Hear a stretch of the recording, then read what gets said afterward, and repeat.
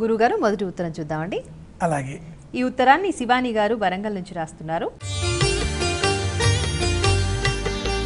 నవరాత్రి దేవతల్లో గాయత్రి అలంకార పరమార్థం ఏమిటి తెలియచేయండి అని అడుగుతున్నారండి. ముక్తా విద్రుమ హేమనీల ధవళ ఛాయేర్ముఖైశ్రియక్షణై యుక్తామిందు నిబద్ధరత్న మకుటాం తత్వార్థ వర్ణాత్మికాం గాయత్రీం వరదాభయాం అంకుశకశాం శుభ్రం కపాలం గదాం శంఖం చక్రమధారవిందయుగళం హస్తైర్వహంతిం భజే. స్వరూపం గాయత్రి వినడానికి చాలా సౌమ్యంగా ఉంటుంది, కానీ కపాలమాల మెడలో వేసుకున్నట్లుగా కూడా ఈ ధ్యాన శ్లోకం చెబుతుంది. నిజానికి సంప్రదాయంలో గాయత్రీదేవిని ఆలయాలలో కానీ ఆరాధనా రూపాలలో కానీ ఎక్కడా మనం గమనించం. ఉపాసనా మార్గంలో సాధనా మార్గంలో మాత్రమే ఉపాసకులు సాధకులు గాయత్రీదేవిని స్తోత్రం చేస్తూ ఉంటారు. నవరాత్రులలో విజయవాడ కనకదుర్గ అమ్మవారి అలంకారాలలో గాయత్రీమాత అలంకారం మూడవది.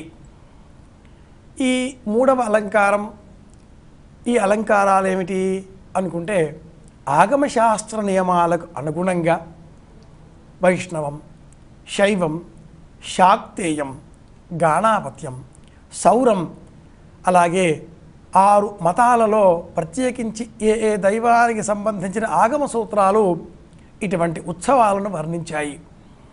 ఈ ఆశ్వయుజ మాసంలో శరన్నవరాత్రి ఉత్సవాలలో భాగంగా అమ్మవారిని 3వ రోజున ఇలా గాయత్రీమాత అలంకారంలో అలంకరింపబడజేయడం మనం దర్శనం చేసుకుంటూ ఉన్నాం.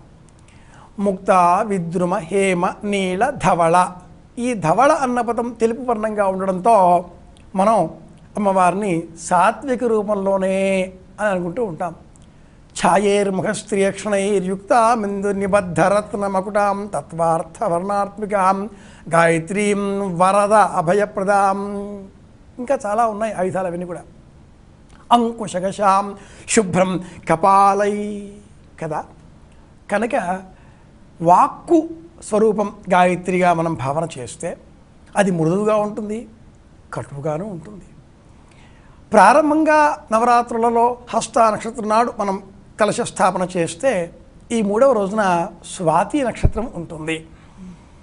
నవరాత్రులలో మొదటి 3 రోజులు కూడా మనం మనలో ఉండే అజ్ఞానాన్ని తొలగించుకునే నిమిత్తమై సాధన చెయ్యాలి. రెండవ 3 రోజులలో జ్ఞాన పరంపర కోసమని సాధన చెయ్యాలి.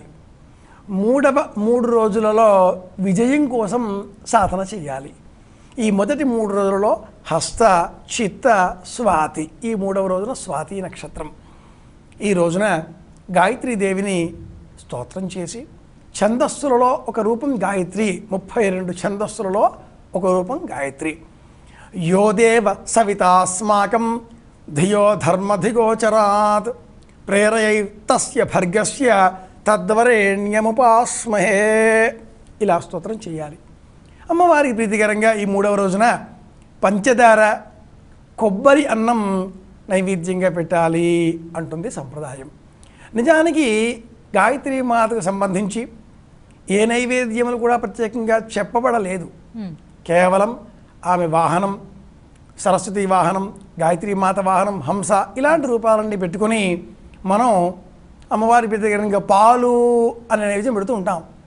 సంప్రదాయంలో మట్టుకు ఈ రోజున మనం పంచదార ఇది ప్రత్యేకంగా నైవేద్యంగా సమర్పించాలి.